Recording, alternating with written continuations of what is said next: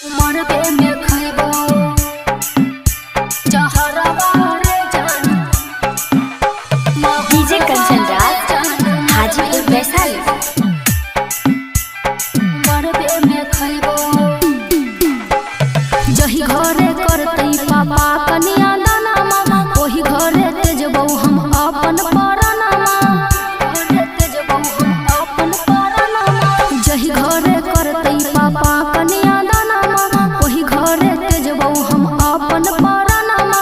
कर छियो वादा दोसर संगवा नै जइबौ माहुरबा रे जानू मरबे में खइबौ जहरबा रे जानू मरबे में खइबौ। जही घरे करतई पापा कनिया दाना ओही घरे तेजबौ हम अपन परानामा।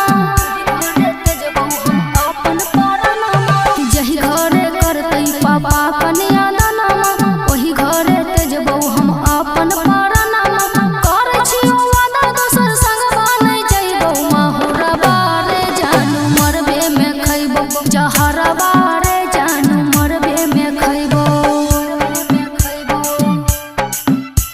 जहरबा रे जानू माहुरबा रे जानू मरबे में खइबौ। जब सातो जन्म खातिर हाथ नहीं पकड़बो तू ही नहीं मिलभी ते जी के की करबो। तू ही नहीं मिलभी ते जी के की करबो। जब सातो जन्म खातिर हाथ नहीं पकड़बो तू ही नहीं मिलभी ते जी के की करबो। तोरा छोड़ के दोसर घर नहीं बसइबो माहुरबा रे जान मरबे में खइबौ से नूरबा रे जान तोहरे सजइबो। डीजे कंचन राज हाजीपुर वैशाली।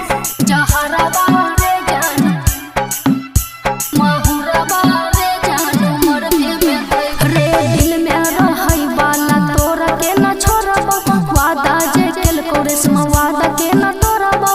वादा जे केलको रेशमा वादा के न हाँ दिल में रहै वाला तोरा के न छोड़बो वादा जे केलको रेशमा वादा के न तोड़बो।